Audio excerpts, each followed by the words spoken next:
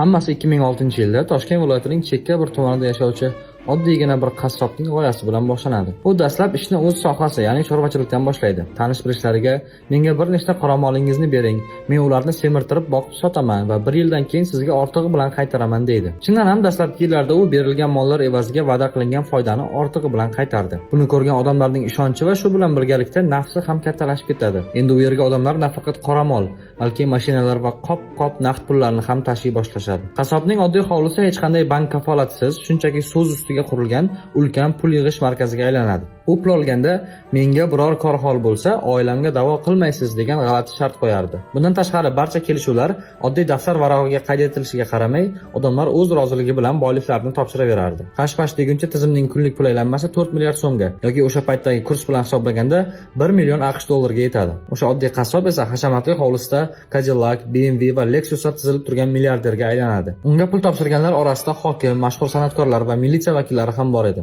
Ammo ulardan hech biri bu imperiyaning motori qandaydir real ishlab chiqarish emas, shunchaki klassik moliyaviy piramida ekanini o'ylamasdi. Odamlar ko'paygani sari vaziyat izdan chiqayotganini ko'rgan qahramonimiz tizim to'xtab qolmasligi uchun yuzlab gektar yerga kartoshka ekadi. 20 ming qoramol, 1 milliard tovuq va 100 ming bosh qo'yga mo'ljallangan ferma qurish harakatiga tushadi. Bundan tashqari boshqa joylarda yordamchilari orqali filiallar ocha boshlaydi va aynan mana shu yerda voqea kutilmagan tomonga burilib ketadi. Uning eng ishonchli shogirdlaridan biri aholidan naqd pullarni yig'ib, ustoziga tashiydigan asosiy odamga aylanadi. Ammo o'rtada millionlab dollarlik naqd pullar aylana boshlagach, shogirdning nafsi ustun keldi. U yig'ilgan pullarni ustozining markaziy kassasiga topshirmasdan shaxsiy o'yinini boshlaydi. Buni bilgan ustozi shogirdidan o'ziga tegishli bo'lgan 738 ming AQSh dollarini zudlik bilan qaytarishni talab qiladi. Shogird rad javobini bergach, ustoz g'azab ustida huquq-tartibot organlariga shogirdi ustidan shikoyat arizasi kiritadi. Bu kutilmagan kelishmovchilik yillar davomida qurilgan soxta ishonch poydevoriga urilgan katta zarba edi.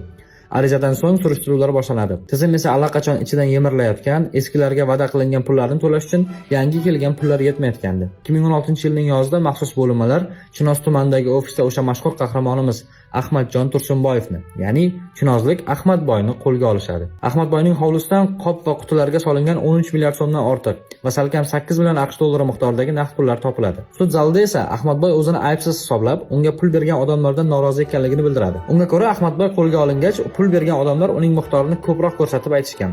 Ahmadboy ularga insof so'rab, o'zini har qanday bankdan yaxshiroq ishlaganini aytib, suddan afv so'raydi. Ammo mo'jiza yuz bermadi. Ahmadboy 14 yildan ortiq muddatga ozodlikdan mahrum etildi. Bu piramidada ropparasa 11710 nafar fuqaro rasman jabrlanuvchi deb topildi. Davlat ularning pullarini qaytarish uchun Ahmadboyning xatlangan pullarini, 29 ta ko'chmas mulkini, 8 turdagi qimmatbaho mashinalarni va zargarlik buyumlarini musodara qildi. Mana shu kabi moliyaviy sxemalar qurboni bo'lishni xohlamasangiz, Tanguzga obuna bo'ling.